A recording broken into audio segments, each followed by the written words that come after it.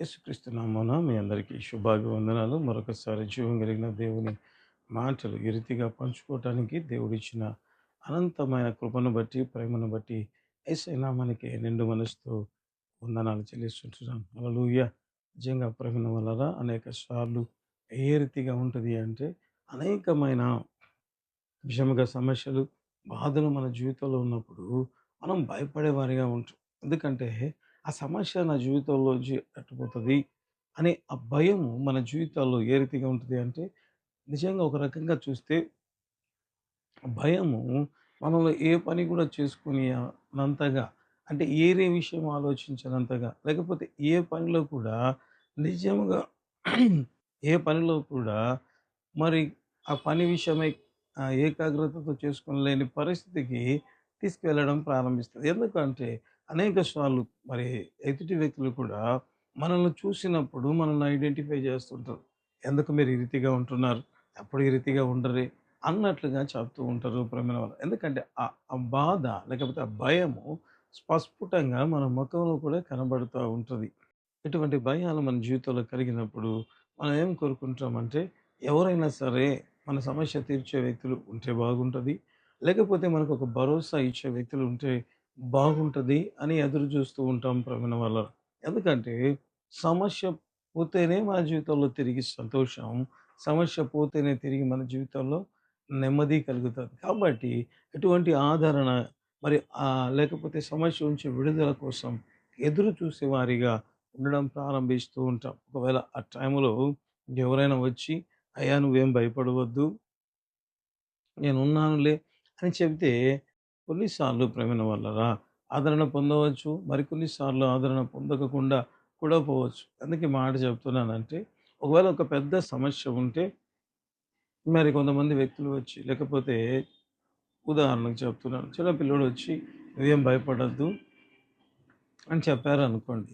ఏ రీతిగా ఉంటది అంటే నవ్వి గమ్మునుంటారు ప్రేమైన వారు. లేకపోతే వీనికేం తెలుసులెండి అంటారు.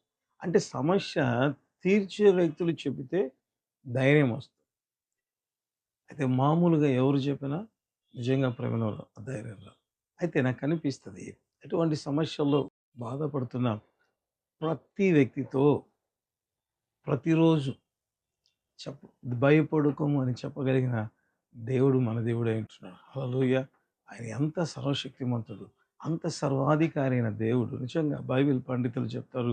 బైబిల్ గ్రంథంలో 365 సార్ల కంటే అధికంగా భయపడకము అన్న మాట కనపడుతదంట. అంటే నువ్వు ఎప్పుడు భయపడినా, ఏ రోజు భయపడినా, ఏదో మొన్నదేదో అని చెప్పినాడు అని కాదు ప్రమేణ. ఎప్పుడు భయపడినా, ఒకవేళ రోజు కూడా నీకు సమస్యలు ఉంటే కూడా, ప్రతిరోజు కూడా భయపడకమని చెప్పే దేవుడు మన దేవుడై ఉంటున్నాడు. హల్లెలూయా!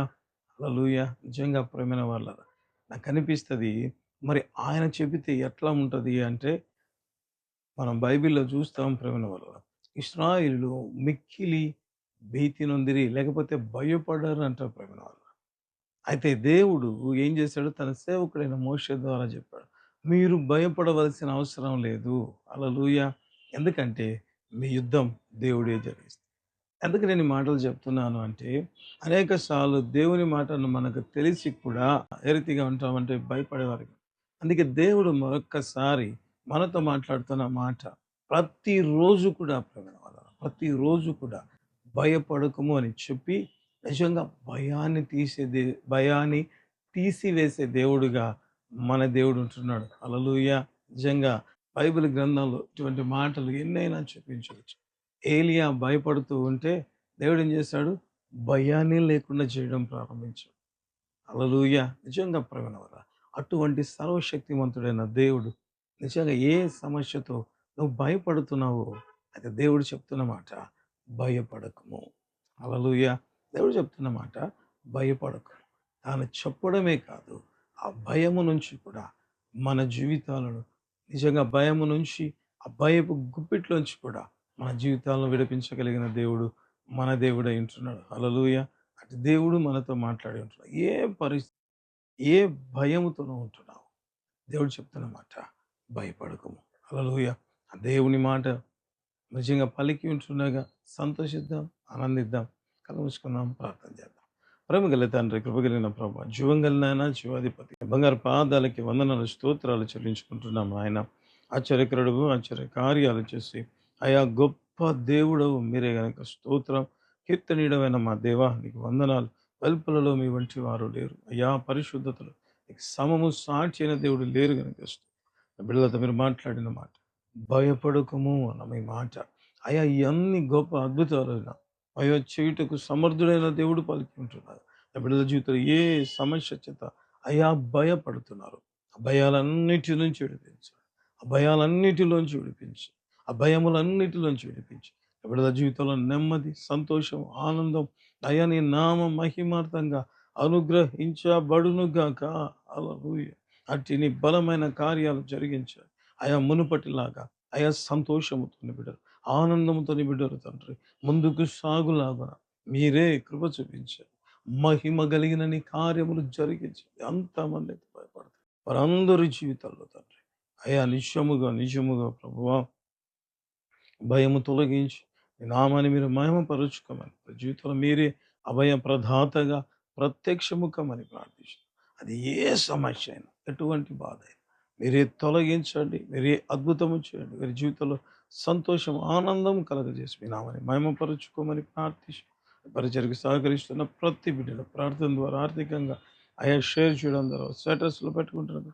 ప్రతి బిడ్డను మీరు దీవించి ఆశ్రయించారు. ఏ సమస్య అయినా, అప్పుల బాధ అయినా అయ్యా, మ్యారేజ్ కాని పరిస్థితి, సంతానం లేని పరిస్థితిలో అయినా అయ్యా, లేకపోతే ఇంకా తండ్రి లైఫ్ సెటిల్మెంట్ కాలేదు, జీవితం ఇంతేనని భయపడుతున్న ప్రతి బిడ్డ జీవితంలో అయ్యా భయపడకమన్న నీ మాట ఎంత శక్తివంతమైనది. వారి జీవితంలో రుచి చూచి అయ్యా మా దేవుని సంపూర్ణముగా అనుకో మీ నామాన్ని మీరు అయ్యా, మీ నామాన్ని వారు మహిమపరచబిడ్డలుగా అయా మార్చి మీరు అద్భుతాలు చేసి సమస్త మహిమ ఘనత ప్రభావాలు మీరు మాత్రమే పొందుమని యేసు నామమందు అడుగుతున్నాము తండ్రి. ఆమేన్, ఆమేన్, ఆమేన్.